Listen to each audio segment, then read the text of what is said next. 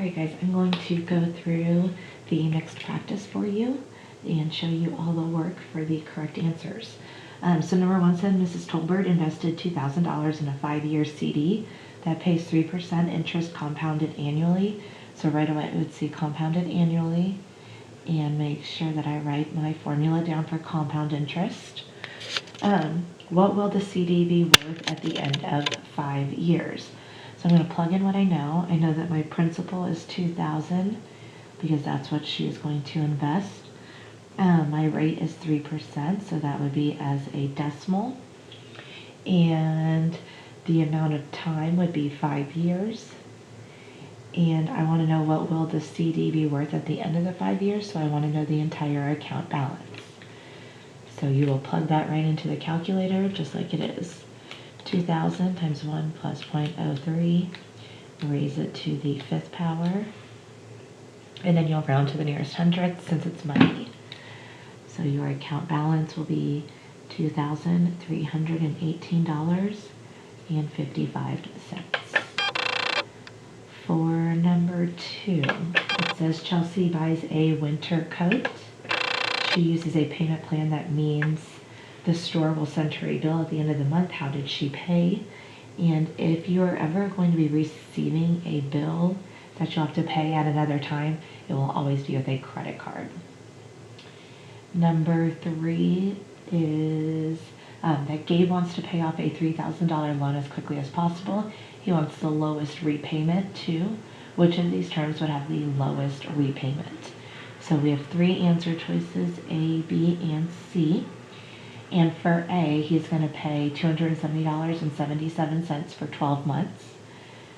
So 270.77 times the 12 months is going to give him $3,249.24. That's how much he'll have to repay.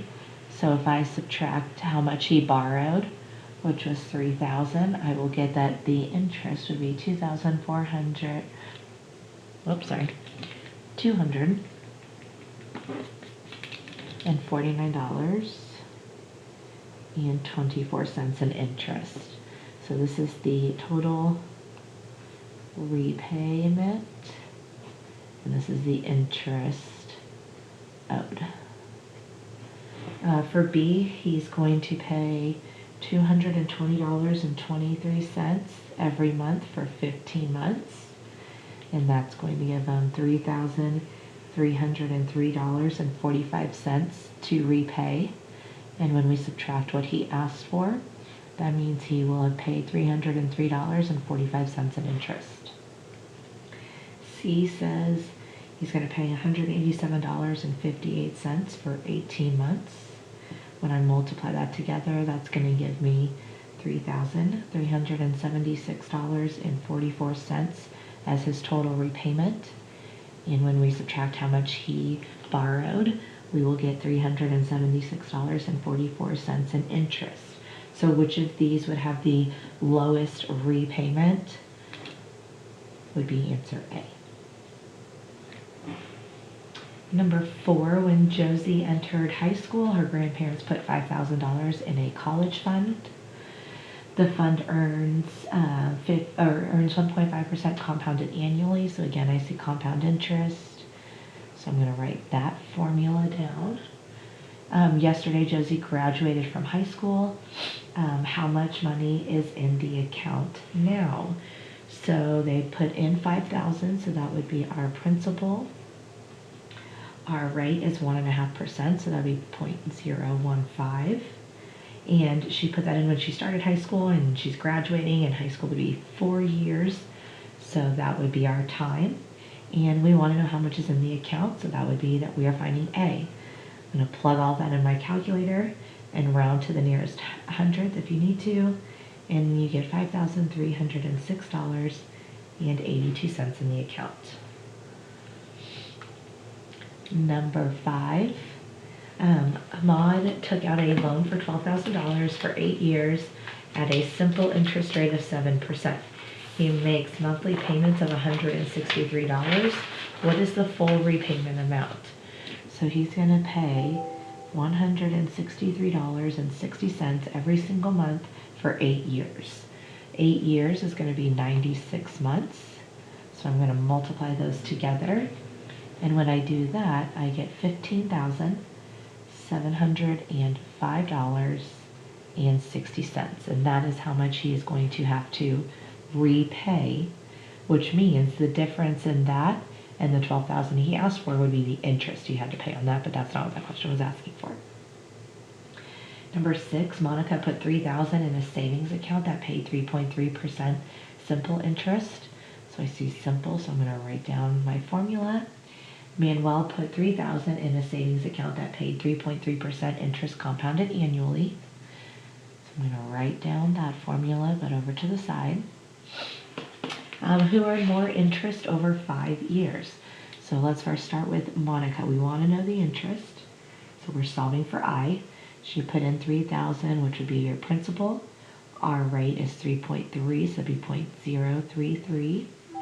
And it is in there for 5 years. So when I multiply all of that together in my calculator, I get $495 in interest is what Monica had to pay. Manuel is going to put in $3,000 as well at a interest rate of 0.033, so the interest rates are the same and the amount of years is the same. I'm going to plug all of that into a calculator, and I will get that account will have $3,528.77 in it, but we want to compare the interest.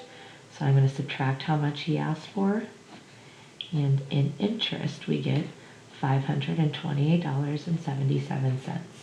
So who earned more interest over 5 years? That would be Manuel.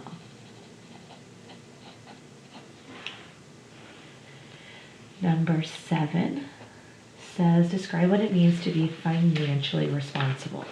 To be financially responsible, I would say that you pay yourself first, meaning that you save money. I would make sure that you live within your means, meaning that you are not buying things that you cannot afford.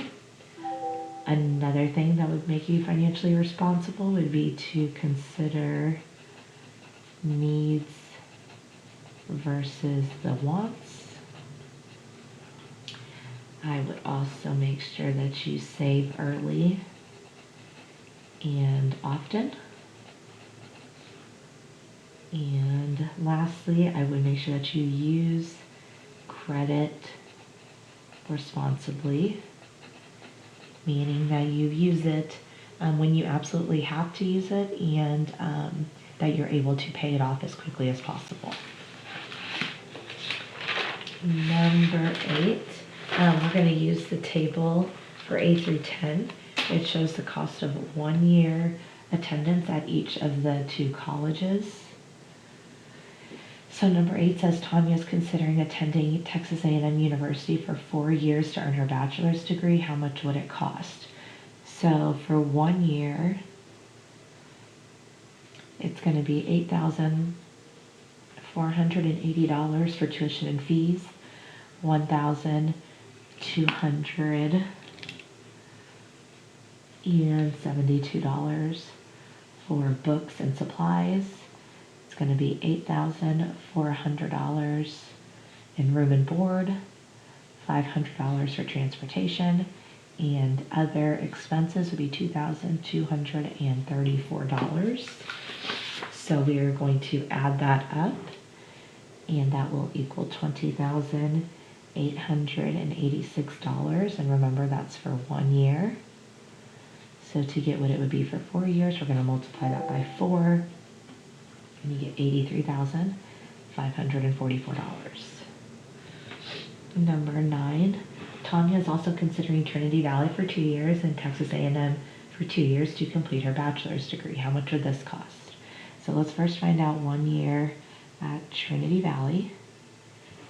So that would be $2,100 plus $1,605 plus $6,110. Plus $2,745 plus $1,635. So when we add all of that up, we get $14,195. We'll multiply that by the 2 years, and you will get that that costs $28,390. And then for A&M, 1 year, we got it up there, 1 year costs $20,886. So when we multiply that by 2 years, we'll get $41,772. So now to get all 4 years, we would add those together to get a total number of $70,162. And now it wants to know how much would Tanya save by attending Trinity Valley for 2 years. So what is the savings in doing this option versus this option? So we're just going to subtract those two numbers. $83,544 minus $70,162, and that will save her $13,382. Okay, so for numbers 12 through, oh, we're missing number 11 there, my bad. Numbers 12 through 16 are all in reference to this table here.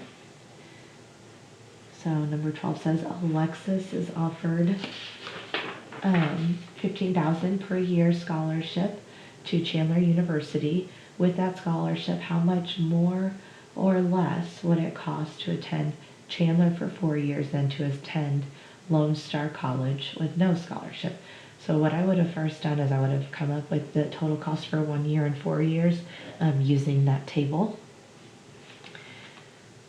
So we're going to add all that up.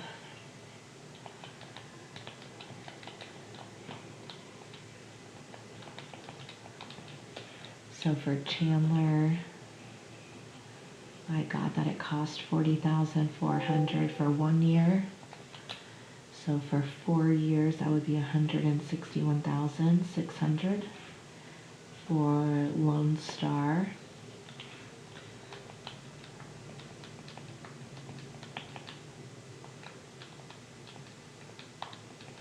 For 1 year, I got $26,211.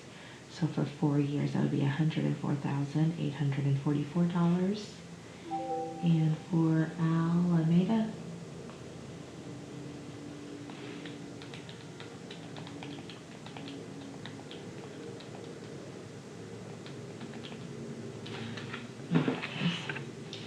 for 1 year, I got $19,182. So times 4 years would be $76,728. All right, so now she's offered $15,000 per year at Chandler University. So we're talking about this one. So she's going to get $15,000 off of this price every year for the 4 years. With that scholarship, how much more or less would it cost to attend Chandler for 4 years than to attend Lone Star with no scholarship? So we're going to take that total for 4 years, and we are going to subtract $60,000 because she's going to get $15,000 every year for the 4 years.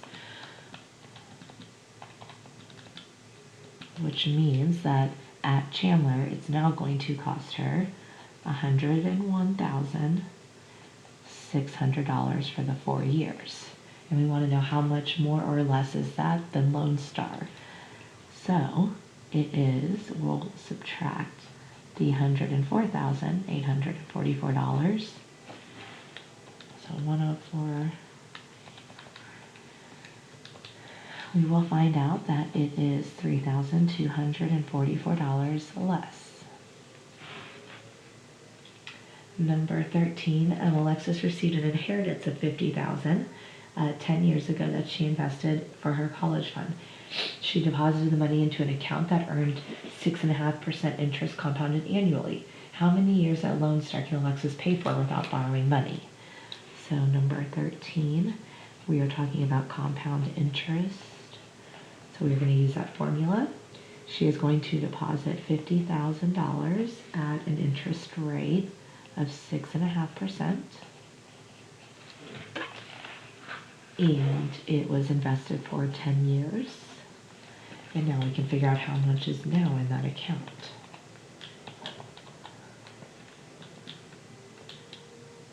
And in that account now, she will have $93,856.87. So how many years at Lone Star, so we're right here now, can she pay for? We know she can't pay for all 4 years, so she should be able to pay for 3 years. $26,211 times 3 years. And we get $78,633. So she could go there for 3 years without having to borrow any money. If Alexis attends 2 years of community college and then 2 years at Lone Star, so that'd be 2 years here and then 2 years at Lone Star or Chandler, is there any way that she can pay for all of her schooling with her college fund? So again, here's how much she has in her college fund. 2 years at the community college, so that'd be $19,182 times the 2 years.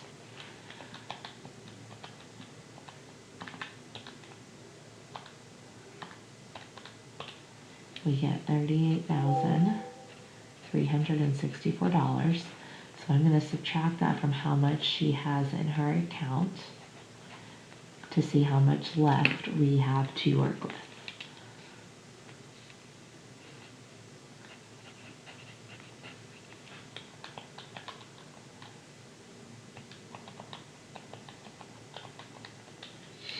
So we have $55,492.87. So we want to know, is there any way that she can pay for all 4 years without having to borrow anymore? So between Chandler and Lone Star, she's got 2 more years to pay for. If we look at Chandler, it's $40,000 for 1 year, so 2 years is going to be close to $80,000, which is not going to be enough. But at Lone Star, it's $26,211 per year times 2 years. It would be $52,422.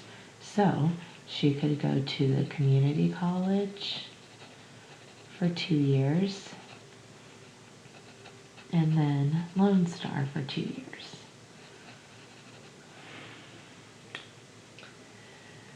Number 15, it says that Kona is offered a scholarship to Lone Star that includes all tuition fees, books, and supplies. How much money will Kona need in order to pay for the rest of his expenses for 4 years? So number 15, we are talking about Lone Star. And he is not going to have to pay tuition and fees or books and supplies. So he's going to have to pay for his room and board, which is $10,200, plus his transportation, which is $2,800, plus his personal expenses, which would be $2,700. So he's going to have to pay $15,700 per 1 year. And we want to know how much will he need in order to pay for for all 4 years. So we'll multiply that by 4, and he will have to pay $62,800. Number 16, Kona's scholarship is for sports, so he does not think he'll be able to work while he's attending college. He decides to take out a loan for the full amount that he needs, so a loan for this whole amount. He gets a simple interest rate at 3.5% and has 10 years to pay back the amount. How much will he owe in all? So we are going to use our simple interest formula. His principal is going to be $62,800 because that's how much he's going to ask for. And his interest rate will be 0.035, and he wants to pay it back in 10 years. So we'll multiply those together. And in interest, he will have to pay $21,980. So how much will he owe in all? Well, we're going to have to take that and add the principal amount that he asked for. So in total, he will have to pay back $84,780. If y'all have any questions, let me know.